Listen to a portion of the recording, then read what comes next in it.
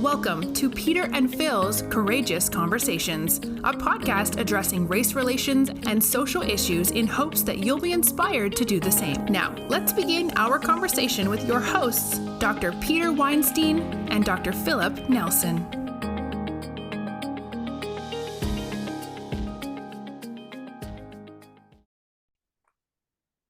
Dr. Nelson, it has been way too long. You and I have been so busy that we haven't had a chance to talk. I think the world has gone to heck in a handbasket since we last had a chance to catch up with each other. How's your world? My world is the same as your world, and I don't think the world waits on us to get together. As a matter of fact, it seems to be trying to pull apart, including pulling us apart, Dr. Weinstein. But it is good to see your face, and you finished your travels safely. And it's amazing how our meetings tend to coalesce during the same time period. I don't think I've seen such a busy schedule in this profession as I've seen this year. On the one hand, I thought, post pandemic, people didn't really want to go to meetings, but I'm beginning to think that everybody wants to get out of the house. Based upon the number of people in airports and hotels and convention centers and everything else, a large portion of the veterinary world and a large portion of the American population has started to work towards a level of normalcy, whatever the correct verbiage is. But yeah, it would be nice if the world would wait for us to be able to come together and speak before they decided to disrupt things, but it just doesn't work that way.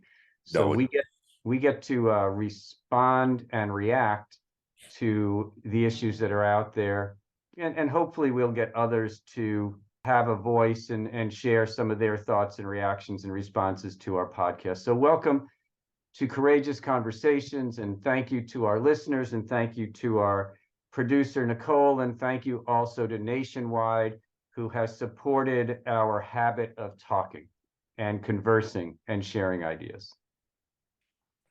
So for the listeners' perspective, you should know that this particular segment is being recorded nearly a week after Hamas attacked Israel. And everybody's world has been overturned. Everybody's concerned and worried. And so I think we would be remiss if we didn't at least address the elephant in the room. Peter? I thought you wanted to talk about the Dodgers, but I guess you really want to talk about social issues and everything else.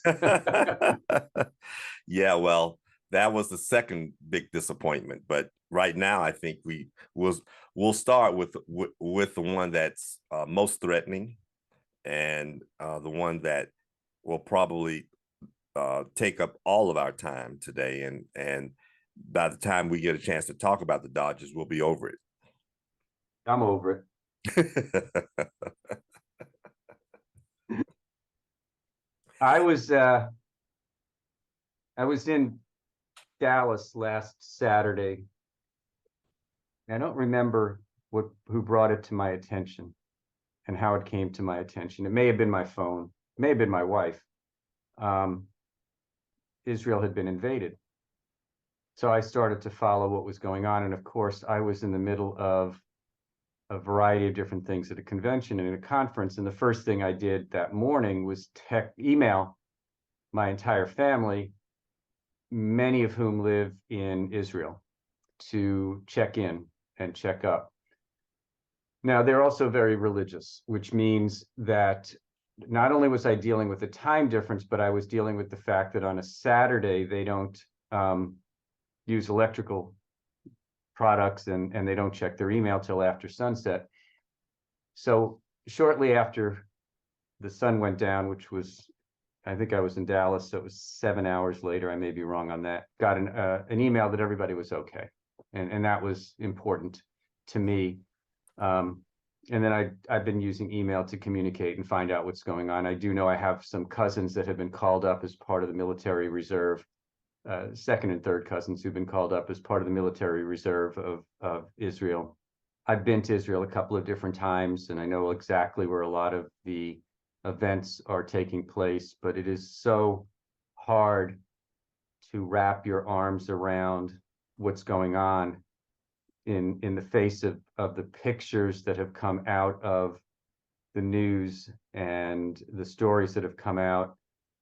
That is, it's just really been hard for me. There's almost a numb feeling that I've got as I follow what's going on and listen to the reporting, and then listen to some of the other events that are going on in a response internationally as well as nationally. So it's been a really dark week. Yeah, I think it's been a really dark week for most compassionate human beings, regardless of their religion. Before we get into some of the serious issues surrounding this, let me take a point of privilege and ask a few simple questions first. Number one, is the Sabbath celebrated on a Saturday or a Sunday in Israel? For the Jewish people, no matter where you are, it is celebrated from sundown on Friday to sundown on Saturday. That is the Sabbath. Okay, great. And you also mentioned that they don't use electrical utensils. What's behind that? What's the basis for that? Oh, it goes back hundreds, thousands of years in terms of it was a day of no work. And so, it is a day of prayer and rest. And growing up with family members who were Orthodox, which is one of the more religious groups, on Friday night, they would walk to temple to pray. They would walk on Saturday morning. Much of the food was prepared prior to the Sabbath, and the stove, which was usually gas stove, was used to keep things warm. The oven was a gas oven, was used to keep things warm. But from sundown on Friday to sundown on Saturday is a day of reflection, of prayer, and of rest. And so there was really no utilization of motor vehicles. There was no utilization of electricity during that time. So my family was not that religious, so it was interesting for me when I stayed with my very religious aunts and uncles and cousins to learn from them and participate with them in that time frame. So I'm not being facetious at all, but when you say there's no use of electricity, so my first thought was, so you can't use your cell phone for communication because it's related to work? Well, you can't use your cell phone for anything because it is a source of electricity from that standpoint, even though it's a battery operated situation. So I could call all hours of the day from sundown on Friday to sundown on Saturday, and no telephone will be answered. I guess I'm trying to understand what is wrong with electricity. I mean, electricity is not comparable to work for me. So let me ask it another way. Do we turn the lights on? They can be left on, but they can't be turned on. Wow. At least in my family. So okay. I'm truly not trying to corner you into explaining it. I do realize that a lot of rituals, even though they may have a logical basis, doesn't mean we understand them all. We have rituals in our family that I don't quite explain either. One of the explanations, and I'm going to give you a very superficial explanation, is that igniting a fire was considered work. Yes. So turning on a light is like lighting a fire. Yes, the extrapolation is igniting a fire. Just because you flick a switch, it doesn't mean that it's no less work. Correct.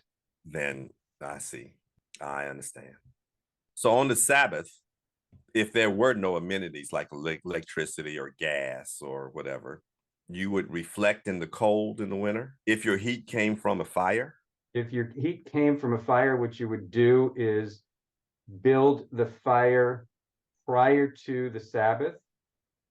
It's an interesting question about whether you can stoke the fire during the Sabbath, but obviously you can have clocks, and you can have other sources of heat that are set on timers and other things, but you could not adjust the thermostat. And for any of my Jewish friends who are listening, please correct me, because I'm not a very observant Jew. But it's really goes back to the Bible, even though the Bible itself, of course, didn't say anything about electricity because they didn't have electricity when the Bible was written. I know Jesus was admonished for picking a fruit at one, and then because that was work. Right. And his response was something akin to, I'm paraphrasing now. He essentially responded with a question, that said it was okay to take care of yourself. And now I'm beginning to realize the basis for this ritual and why there are probably gradations of observance in that ritual. So I was in Jerusalem one time on the Sabbath in a hotel that went up 10 or 12 stories. Theoretically, you can't use an elevator. It's just as much work to walk up those stairs. Correct. You're absolutely correct. But what they have are Sabbath elevators, which you get on, and you can get off at every floor because they stop, the doors open, they go to the next floor. So it will go up to every floor and it will come down and stop at every floor, because in that situation, I guess it is deemed that work is not being done if you are not creating the work or touching the wow. So there are alternatives to everything. Most situations in homes, they will have heaters on timers, they will have air conditioning on timers, they will have lights on timers. All I remember is I was the secular Jew who would go turn on the TV. So essentially, you can provide for comfort as long as you plan for it. Correct. And the goal is to, and I'm reflecting here. The goal appears to be to provide for as much reflection as possible on the Sabbath. Correct. To reduce as many interventions as you can to the reflective state. Correct. And then, of course, what day did Hamas attack Israel? But a Saturday. On the Sabbath. On the Sabbath, right. Now, there was a concert being held on the Sabbath. Correct. Now, recognize, just as in any religious situation, any country, any time, not everybody in Israel is Orthodox. Not everybody in Israel observes or practicing the rules or the practices of the Sabbath. Got it. And so whether that concert was, and the concert was close to the Gaza area, but there are some businesses that are open and many businesses are closed. And so I just want to suggest that the concert goers in all likelihood were the less religious the less religious believers that were there. And I don't know the details of who were the attendees at the concert, except to say that would be my explanation. And I haven't delved into the time frame of the concert or anything else. But I wouldn't use the word less religious as much as alternative practicing. Correct. And leave it at that. I mean, the same thing happens here in the United States, even in Christianity too. In the South, we had blue laws on Sundays. Right. During my early childhood, the beer cabinets and in grocery stores were draped on Sunday. You definitely couldn't buy any alcohol on Sunday, which is our Sabbath.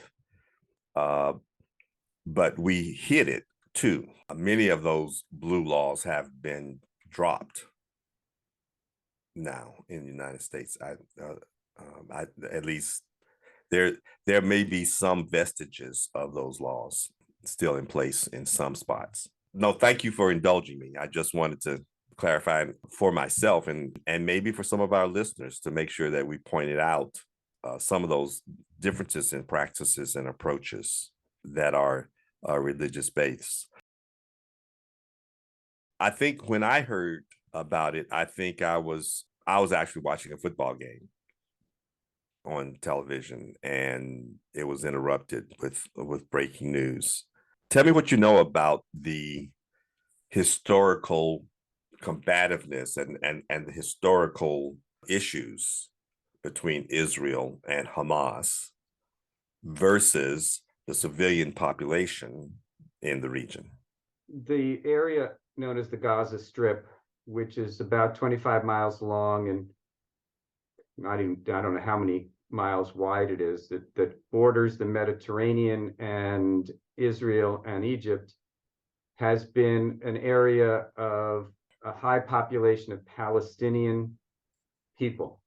The Hamas are a terrorist organization that has been involved and lives and populates the Gaza Strip as well.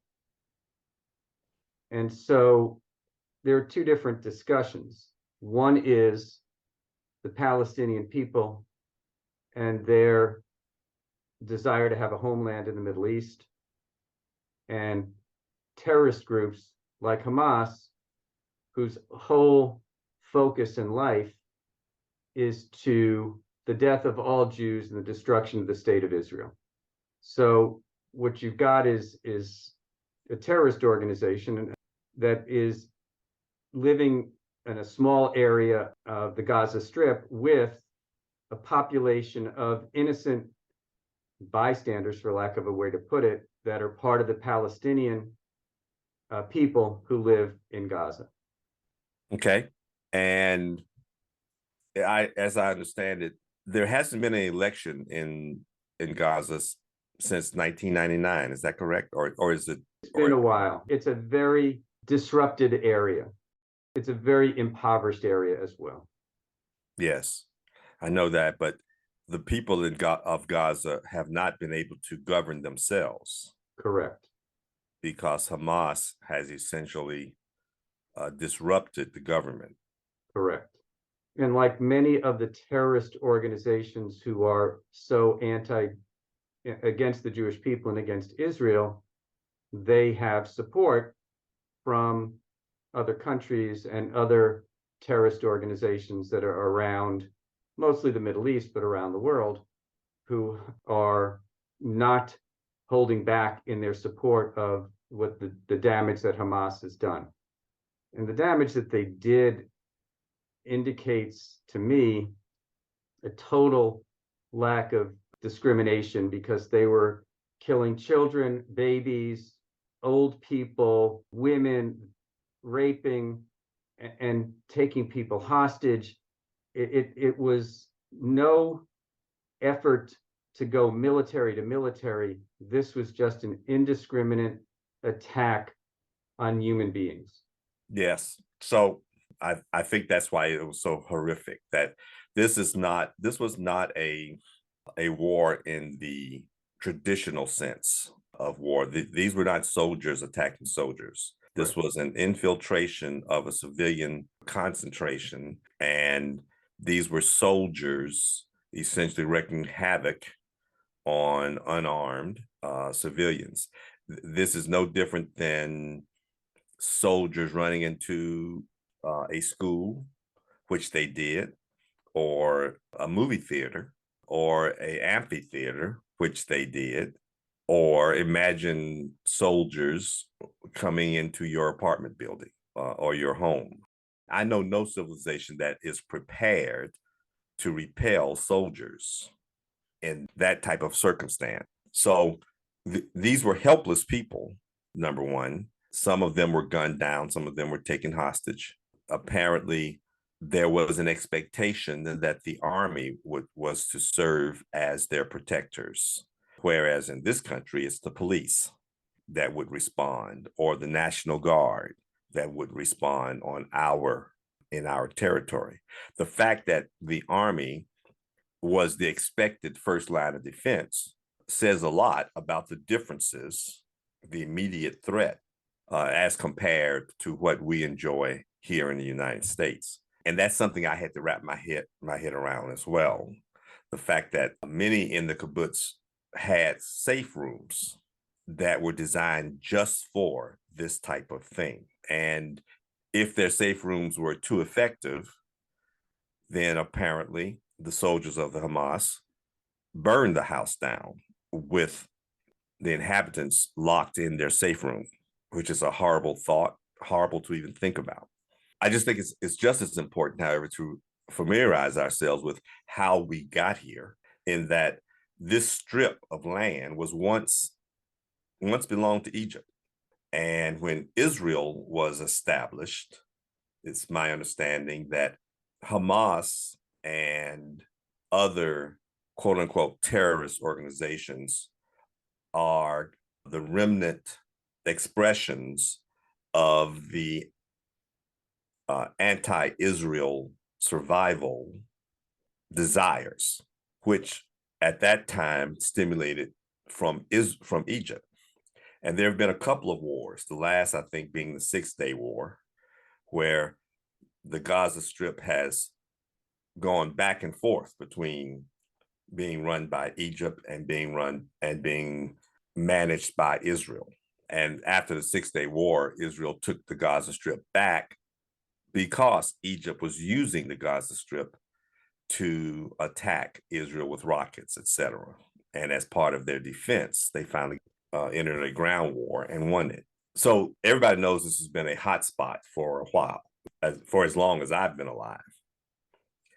However, I mean, correct me if I'm wrong, at some point, Israel ceded control of Gaza Strip to the indigenous people in the Strip and has been supposedly focused on Hamas and communicating with Hamas as the formal representative or the governmental representative, the governmental agency for the Gaza Strip, knowing full well that most of the people in the Gaza Strip were not in alignment with Hamas. Much of this goes back to 1948, when Israel became a territory for a country for the Jewish people. Yes. And the battle for the land in that portion of the Middle East has been going on ever since the 6-Day War, the 1967 war.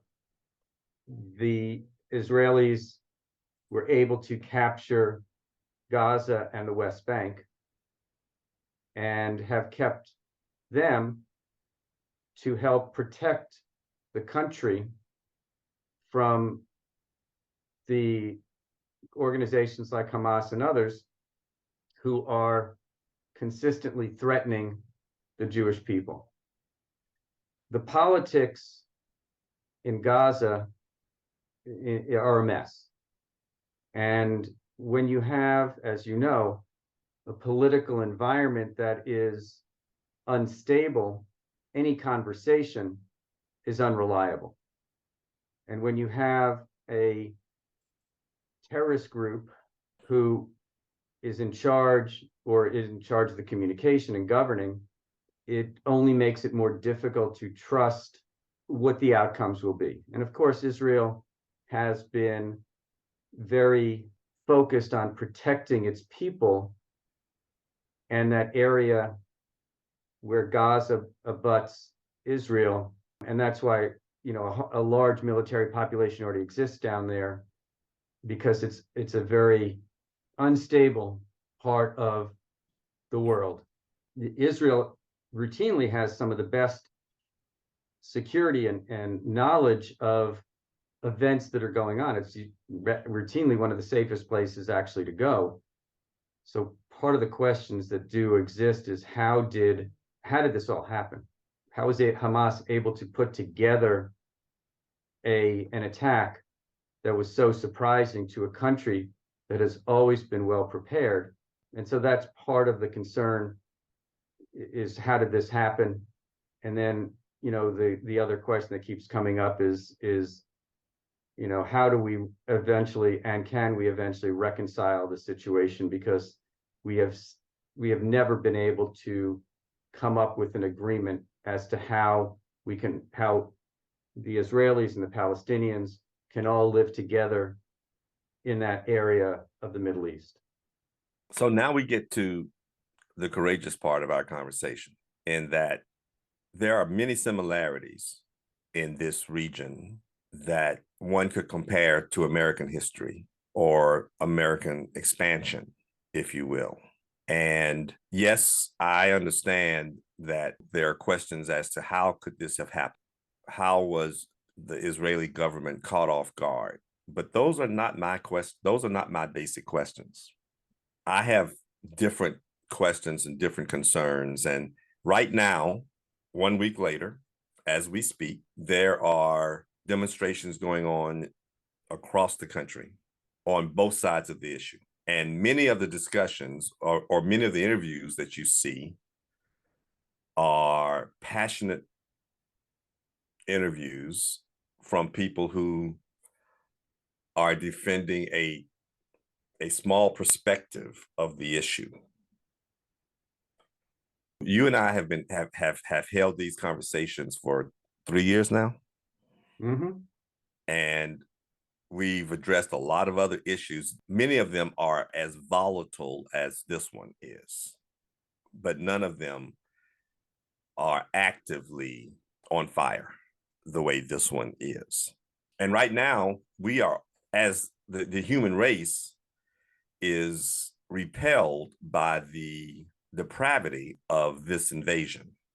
The fact that they chose, that they planned on invading schools, that they didn't care about discriminating between civilians and soldiers, or babies, children, or women and men.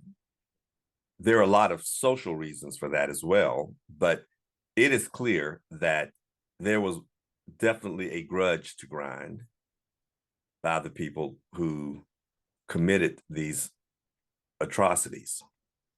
And the tension globally spurs from everybody's sense of right. As horrific as these deeds were, you find diplomats and everyone who tries to be reasonable recount and remind that there were conditions that set forth this type of response that have been poorly addressed in the past. No one, including our president, thinks that this type of reaction is acceptable, but it does show how insufferable conditions can produce insufferable reactions. And I guess that leads to the basic question for me is, where do we go from here? How do we stop exchanging bullets for views? You know, when we say Israel was created as a nation, it wasn't created out of whole cloth. I mean, it had to take territory to do that. And ultimately that precipitated all of this. On the other hand, there was an excommunication of Israelis historically too. So we can keep going back and back trying to find that justifiable historical point of existence, or we can choose to coexist and look at a humane solution that does not just isolate a group of people on a 25 by 25 miles strip of land.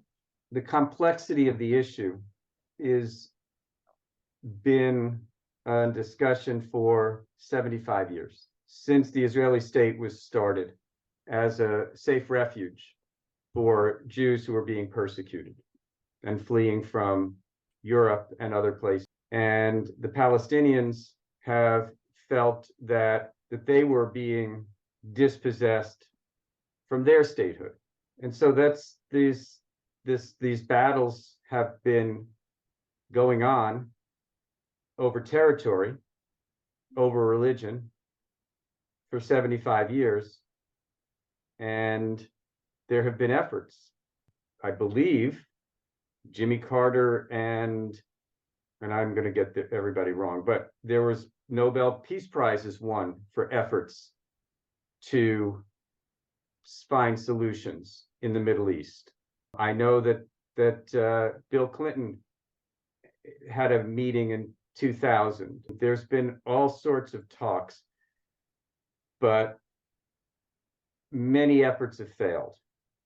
And so I think this is just another situation that has escalated, and that Hamas has decided that they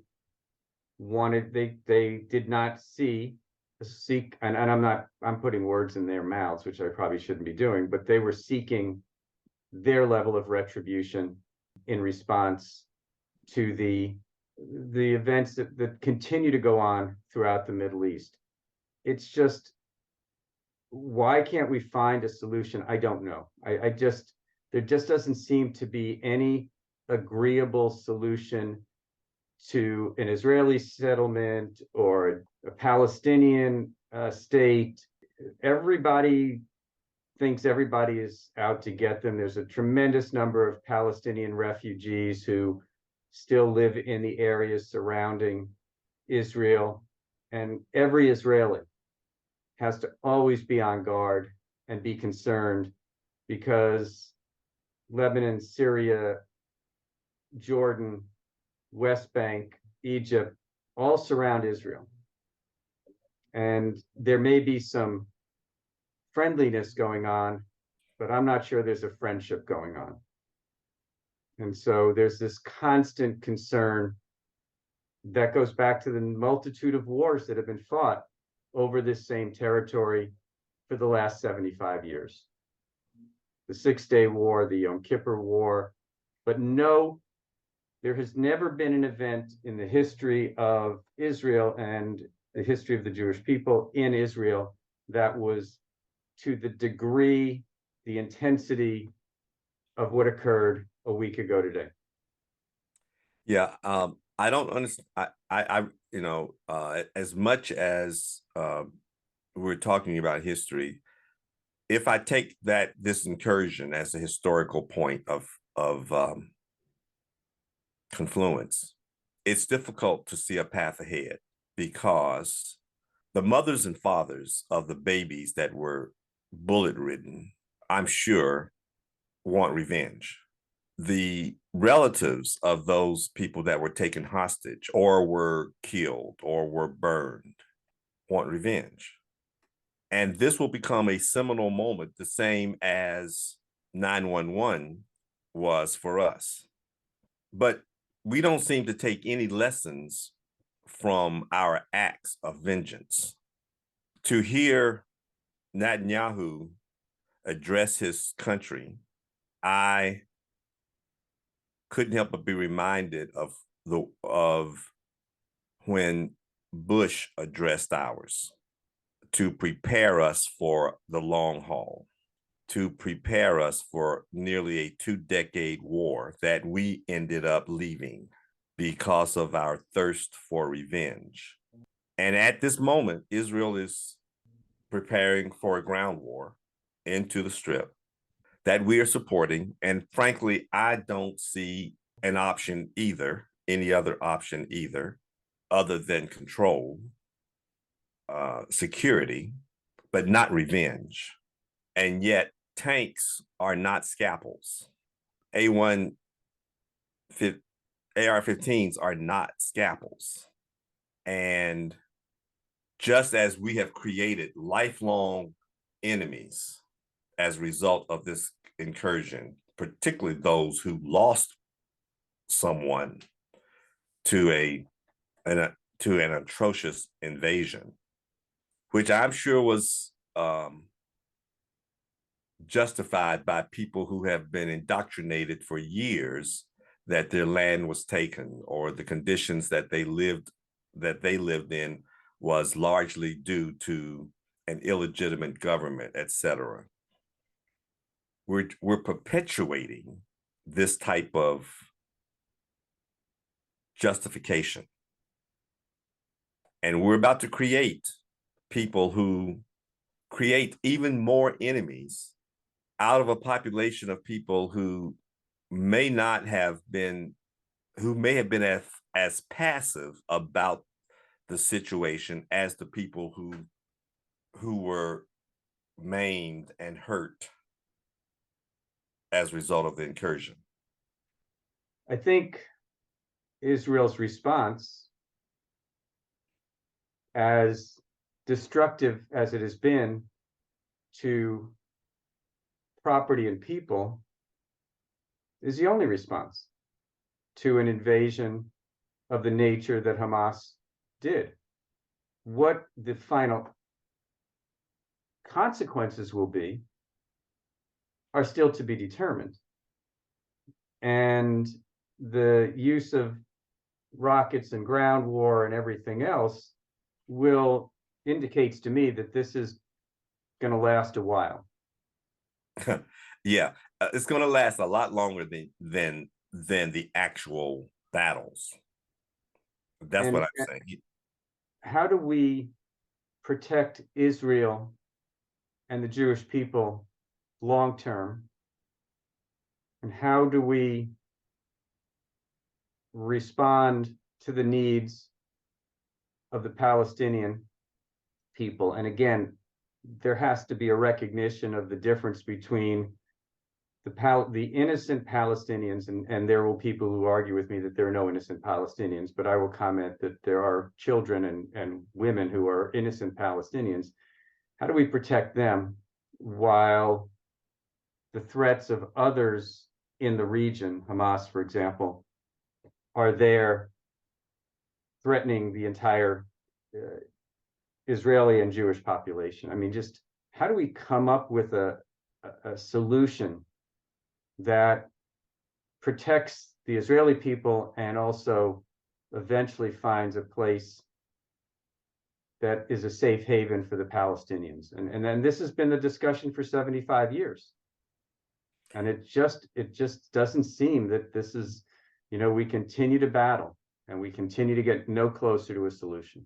Well, you're right. And I think if this is the only solution, then we have just pushed that can down the road even further.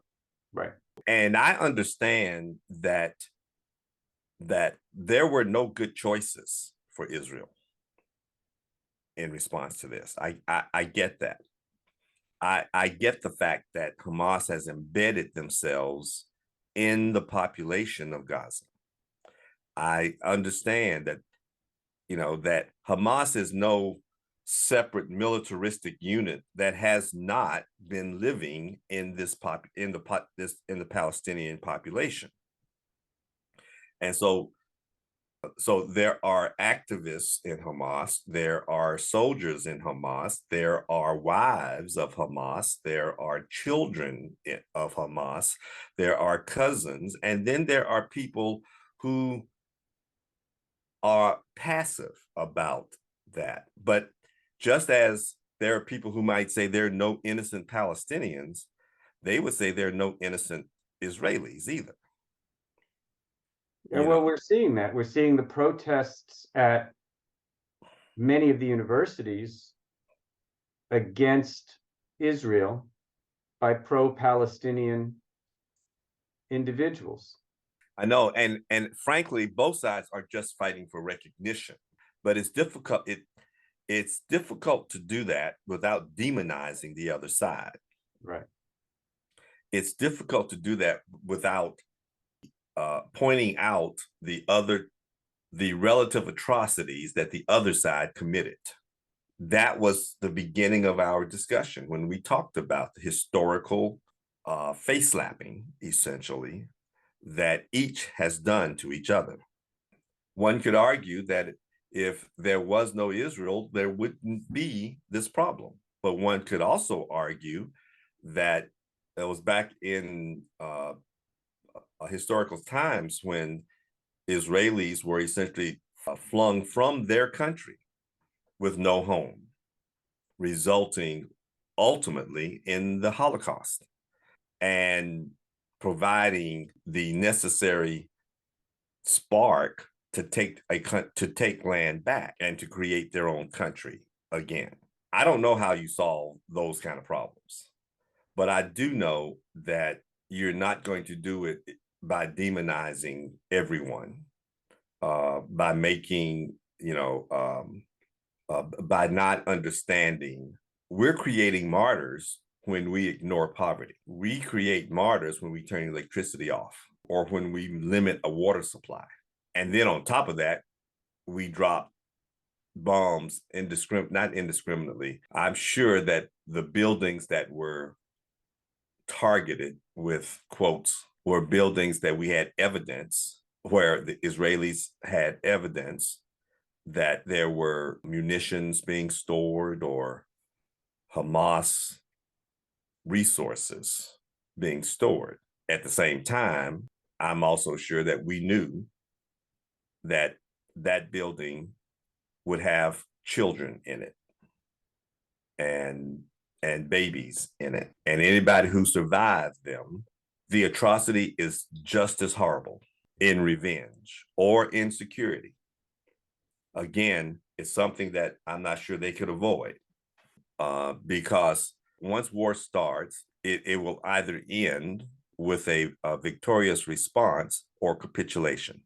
Well, and even with capitulation, how long will that capitulation be before somebody turns around and starts a response again? And this is what has happened in the other wars that Israel has been involved with. Eventually, there was an agreement, but how long did it last? Yeah. I mean, we haven't, not in perpetuity. And so it's, even if you think you're doing something right, in the eyes of somebody else, you're doing something wrong. And so even though Israel is doing everything right to protect its people, it's doing something wrong in the eyes of others. And so it becomes very difficult. Everybody is a loser when it comes to this sort of situation. Well, just as I drew an analogy between 9/11 and this situation for Israel, we haven't even touched on the internal politics of Israel and the fact that over the last year and a half, 2 years, they have been openly politically divided, essentially looking inwardly. Their democracy was also under threat with far-right proposals that I know too little to even mention and talk about, other than to say, while they were looking at their navel, Hamas slipped through. And I can make the same analogy with our own democracy. We can't even provide assurances that we're going to assist them because we have a non-functioning house that cannot come to the psychological aid of the country of Israel, because they can't pass anything. The government may even shut down because we don't have a Speaker of a House. I know people think that's a technicality, but it's a technicality that has paralyzed our government, even if it's for 2 weeks. I haven't been on this earth for very long, neither of you, if you look at it, the big scheme of things. We both do some reading on history. We both know that there have been times during the recent past, which could go back 100 or 200 years, that the world in which we live has been very unsteady, uncertain. I would suggest that the pandemic created a tremendous amount of uncertainty for many of us globally. But I would also like to suggest that between what's going on in the Ukraine, what's going on in Israel, and within our US government, the level of uncertainty that we are existing in is unmeasurable compared to any time in my lifetime, and I would suggest any time since probably the Korean War maybe even World War II. I just think that every day you just don't know what's going to happen next. And it makes it very complicated and uncomfortable. Every time you pick up a newspaper, turn on the television, or even have a conversation with somebody that you don't know, because you don't know how people are going to react.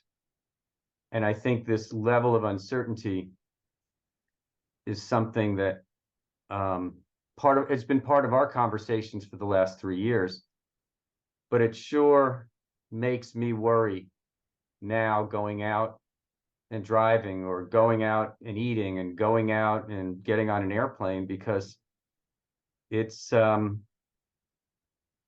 there's just too much unpredictability, and it really makes it hard. I think, I've been trying to figure out what's been eating at me for the last few weeks, and I think this even goes back prior to the Hamas attack, but there's just so much uncertainty in our world right now.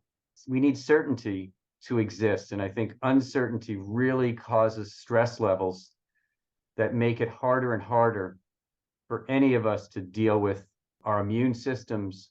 I think some of what we're seeing in terms of some of the return of COVID and the like, and maybe even worsening of a flu, is just all of us are feeling, we got to ask ourselves, what the hell is going on? And I just don't have an answer. But my question to you, Phil, is what the hell is going on? Yeah, well, I don't have an answer either, but I will say that I am not as distraught as you sound. I do recognize the uncertainty. I also recognize, again, being a student of history, that this is nothing new. We may have enjoyed some levels, some periods of calmness during our lifetime that may have shown us how life could be, but we've experienced these periods as well. We just didn't experience them. We experienced them at different temporal moments of our lives when we weren't necessarily responsible for the solutions or the problems themselves. The Cuban Missile Crisis occurred when I was 6 years old. The Korean War was ending when I was born. World War II was a recent memory of our society. The Vietnam War was a period of unrest and discomfort during our teenage years. We've had these periods before, but what was missing for me, what is different for me, is now we're the ones who are supposed to navigate through these periods. Now we're at the age where we're supposed to be the statesman. And what bothers me is that that democracy has been under such a threat. We are losing statesmen. I don't want to get too far away from the Israeli conflict, but I think it would be very good just to kind of wrap up that conversation with a request to our listeners to understand the facts, to do your due diligence, to not jump to conclusions about one side or the other. And if you have Jewish friends, Jewish colleagues, reach out to them and say, hey. And if you've got Palestinian friends and colleagues, reach out to them and say, hey, because these are tough times. These are tough times for everybody. And I think we're all sad, we're all angry. And this is a great time to have a courageous conversation with somebody that you don't know and learn more about them. And the issues in the Middle East go back more than 75 years. And somebody has been impacted by it. Somebody has had family that was impacted by the Holocaust. Somebody who has been impacted by the wars that are going on in the Middle East. But I just want to close that conversation with just a request to not jump to conclusions about people. but to talk to people, have that conversation, because we're all being impacted. We're all being affected by what we're seeing and what we're hearing and what's going on in the news and on the TVs. And so it's tough times. Let's support each other. And I want to add to Peter's plea that we take a breath and essentially check ourselves. This world is in for some harrowing moments still as we move forward, but we need cool heads and wisdom to get through this, not hatred and revenge. And we need to be reminded that we are all human beings. Some of us, however, have gone off on the deep end and have to be dealt with. And there may be collateral damage as a result of that. But we must keep the higher purpose in mind. I don't think this will be the last time we're talking about these issues or some of the peripheral issues that have come up. But Phil, yeah, it's been a tough hour or so. So thank you. Well, it's been a tough one for me too, my friend. But as much as I can, I'm here for you, and I'm here for your family, and I'm here for us. I appreciate the opportunity to at least to be able to engage and learn what I need to learn from you, what I can, with regards to this situation. Well, the learning never ends, and I want to thank you for your support, and I want to thank our listeners for their support and Nationwide for their support. You know what time it is? Yep, it's peanut butter and jelly time. It is. Thank you, Phil. Be well. Thank you, Peter. Be well.